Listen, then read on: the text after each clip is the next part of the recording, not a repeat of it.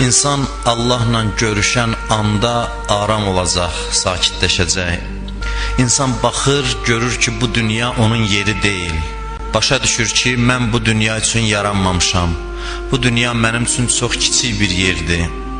Bunu anlayır, başa düşür. Allah da bizə başa salır ki, ey insan, sən böyük məqsəd üçün yaranmısan. Kiçik dünya üçün yaranmamısan. Bu dünya sənin üçün azdır və sənin hədəfin Allahla görüşdür. O hədəfi yaddan çıxartma. Həmişə, hər gün yad elə ki, hədəfin çox böyüdür və hədəfin Allahla görüşməkdir. O hədəfi hər gün yad eləmək üçün Allah bizə namazı vacib buyurub. Namaz budur ki, insan gündə ən azı 5 dəfə məqsədi yadına salsın. Hara gedəcəm onu yadımda salım, nəzərimdən keçirdim. Təkrar namaz qılmaq insanı o hədəfə bağlayır, məqsədə bağlayır.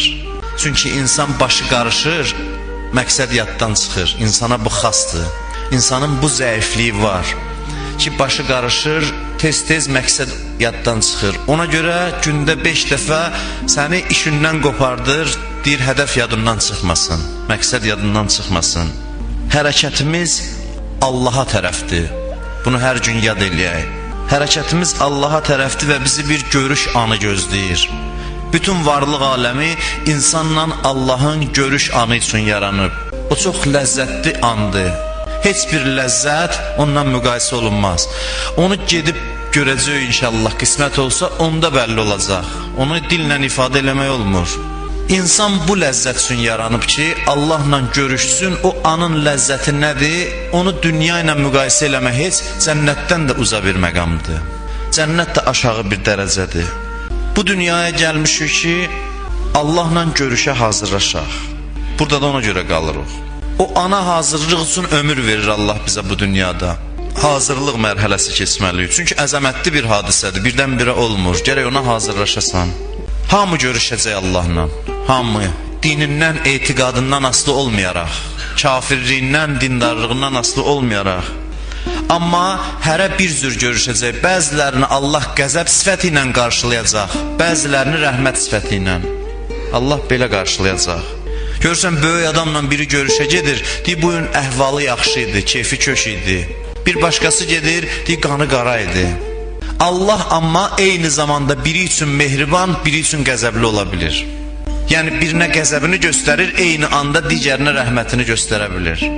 Bu Allahın, yəni Allahda hal dəyişikliyi olmaz. Rəhmət, qəzəb özü nə mənadadır, çox geniş bir mövzudur. Biri ilə mehriban görüşür, biri ilə qəzəbli görüşür. Birinə rəhmət sifətini göstərir qiyamətdə, birinə qəzəb sifətini göstərir. Məcazi mənada desək, bəzilərini təbəssümdən qarşılayır, bəzilərini bağrına basır. Məcazi mənada desək. Onun hamısının orada təzahürləri var. Yaxşılar da hamısı eyni dərəcədə görüşmür Allahla. Bəzilərinin üzünə təbəssüm eləyir, bəzilərinə qollarını açır. Məcazi mənada desək ki, gəl mənim ağuşuma, sən mənim xüsusi bəndəmsən. Bu dünyaya niyə gəlmişik? O görüşə hazır olmaq üçün. Və o görüşün necəliyini özümüz müəyyən edirik, o bizdən asılıdır. Necə görüşəcək Allah bizlə? Hansı tərzdə görüşəcək? Onu biz dünya fürsət verilib ki, onu müəyyən eləyək, onu təyin eləyək. O bizim bu dünyanı necə yaşamağımızdan asılıdır. Bu irfan mövzusudur ki, bu ariflərin mövzusudur, bu gəlib gör bizə nə danışır. Bu yaradılış fəlsəfəsidir mənim danışdığım. Deyir, ya əyyuhəl insan, insana müraciət eləyir. İnnəkə kadihun ilə rabbikə kədhən fəmülaqi. Ey insan, sən Rəbbivə doğru keşməkeşli yol gedirsən və onunla görüşəcəksən. Demək ki, ey ariflər, ey müştəhidlər, ey alimlər, ey insan, yəni hər bir insan o görüş üçün yaranıb. Biz bəzi mövzuları aid eləmişik, bu ariflərin mövzusudur, bizə aidiyyəti yoxdur. Biz öz həyatımızı yaşayaq. Vallah belədir. Yaradılışın fəlsəfəsi birdir və hansısa təbəqə üçün, xüsusi bir dəstə insan üçün deyil, insan üçündür. Ümumilikdə müraciət insanadır. Ey insan, sən Rəbbinlə görüşəcəksən. O görüşü hər gün namazda məşq edirik biz. Namaz o görüşü dünyada dadmaq üçündür, zərrə də olsa. O görüşü tam dünyada başa düşmək olmaz. Amma məşq eləmək üçündür. Ona görə böyük ariflərin yanına gedirdi. İndi də gedirsən, deyirlər ki, neyniyim, özümü islah eləyim, deyir namazdan başla, namazları düzəlt. Mən çox üzr istəyirəm, çox üzr istəyirəm. Özü deməsəydi mən deyəməzdim bu sözü. Ayətullah Qazi rəhmətullah əleyh deyir ki, kim namazlarını vaxtında qılsa, məsələn 1 il hər namazını vaxtında qılsa, özündə müsbət dəyişiklik hiss eləməsə, gəlib mənim üzümə tüpürsün. Üzr istəyirəm, öz sözüdür deyə deyirəm. O qədər əmindir sözünün düzlüyünə, doğruluğuna. Namaz o hədəfə insanı bağlayır. Namazı əvvəl vaxtda qılmaq mənası bir üstünədir. Yəni, məqsəd mənim üçün hər şeydən mühümdür. Hər işimi qoyuram, məqsədim yadımdan çıxmayıb. Ən mühüm məsələ mənim üçün Allahla görüşdür. Namazı əvvəl vaxtda qılmağın mənası budur. Yəni, heç bir iş mənim üçün bundan əhəmiyyətli deyil. Çünki mən bunun üçün yaranmışam. Mənim yaradılış məqsədim budur. Ona görə də ən birinci bunu qabağa salıram. Azan vaxtı başqa işlərimə yox deyirəm. Gəlirəm Allahın huzurunda dayanıram. Hədəf liqaullahdır. Hədəf Allahla görüşməkdir və biz bu dünyaya gəlmişik hazırlaşmaq üçün, o görüşə hazırlaşmaq üçün. Biz böyük Allahla görüşəcəyik. Bunu yaddan çıxartmayaq. Hansı Allahla? Böyük Allahla görüşəcəyik. Niyə Allahın başqa adlarının içindən böyüyü seçib deyirsən? Denən biz Rəhman Allahla görüşəcəyik. Biz Rəhim Allahla görüşəcəyik. Ləhul əsmaul husna adlarını saymaqla qutarmır. Bəs niyə deyirsən böyük Allahla görüşəcək? Niyə məhz bunu seçirsən? Bunu namazdan öyrənirəm. Namazın rükünü, əsas zikri Allahu Əkbərdir. Namaz bunu başa salır ki, sən əkbər olan Allahla görüşəcəksən. Ən böyük Allahla, ən böyük varlıqla görüşəcəksən. Və böyüklə görüşə gedən şəxs gərək mütənasib ola, ona uyğun ola. Özü də böyük ola. Bir kəs ki, böyük varlığa qovuşacaq, özündə də gərək böyüklük əldə eləsin. Ruhunun tutumunu böyütsün. Deməli, yavaş-yavaş bəhs istəyirəm, ardıcıl aparaq, ona görə bunu deyirəm. Böyük Allahla görüşmək üçün böyük olmaq lazımdır. Deməli, bizi dünyaya göndəriblər ki, biz böyüyək ruhu baxımdan. Mənəvi tutumumuzu artıraq, ruhu tutumumuzu artıraq. Nə qədər çox böyüyə bilsək, fürsət az verilib. Ömürlər qısalıb da 70 il yaşayan deyirlər qoca kişidir. Amma əvvəllər belə deyirdi. 70 yaş olan adam o qədər də qoca sayılmazdı. 70 ilə gəlib düşüb, 60 ilə gəlib düşüb, bəzisi 50 il yaşayır. Cavan da insanlar dünyasını dəyişir. Bilmirəm, bu fürsət qısası. Bunun üçündür ki, nə qədər bacardınsa ruhu böyüdəsən, tutumunu artırasan. Nə qədər böyük olsa ruhun, bir o qədər Allahla görüşün keyfiyyəti yüksək olacaq. Böyüklük məsələsini zarafat bilməyin. Allah Peyğəmbərə neymətini yad eləyir ki, nə neymətlər sənə vermişəm bir neçə yerdə. Birində də belə buyurur. Buyurur, ələm nəşrəh ləkə sədrək. Biz sənin ruhu genişləndirmədikmi? Qəlbini genişləndirmədikmi? Yəni səni böyütdük biz. Peyğəmbərə minnət qoyur. Yəni neymətini yadına salır. Allahın minnət qoyması bəndənin minnət qoyması kimidir. Allah bəndənin xeyri üçün neyməti yada salır. Deyir, sənin ruhu böyütmədiyimi? Böyük Allahla görüşmək üçün bu dünyada böyüməliyik. Böyümək necə baş verir? Necə böyüyür insan ruhu? Ruhun qayda qanunu var. İnsan ruhu necə böyüyür? Əzab əziyyətlə. Qaydası budur, çətinliklə.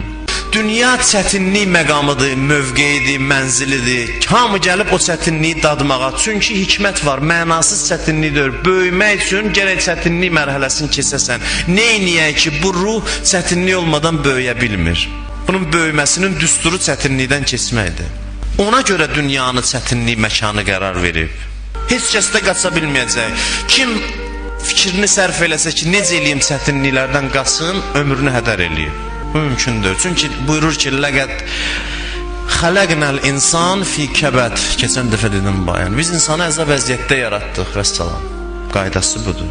Dindarlara aid deyir bu ki, deyək namaz qılanlara. Hamını insanları əziyyətdə yaratdıq. Dünyaya gəldisə əziyyət mərhələsini keçməlidir. Nisbidir, indi birində biraz çox, birində biraz az. Ona görə keçən dəfə də dedim, bir daha mən hər dəfə tərbiyənin üstünə gələcəm ki, özümü deyirəm, bir şey olmadıqsa, heç olmasa övladlarımız bu yolu layiqli şəkildə gedə bilsin. Ona görə deyirlər, ata-ananın ən önəmli vəzifəsi budur ki, uşağı uşaqlığından başa salsın. Ki, sən çətinliklə dolu bir həyat yaşayacaqsın. Düzdür, mehribançılıqla qorxudub haldan salmayasan uşağı, öz dilində onu başa salasan. Şirin tərzdə, mehriban tərzdə uşağa uşaqlığından anladasan ki, bu çətin dünyada yaşayırsan sən. Yalandan aldatmayasan, inşallah yaxşı olar, problemsiz həyat yaşayarsan inşallah. Bu inşallah həyata keçən bir şey deyil.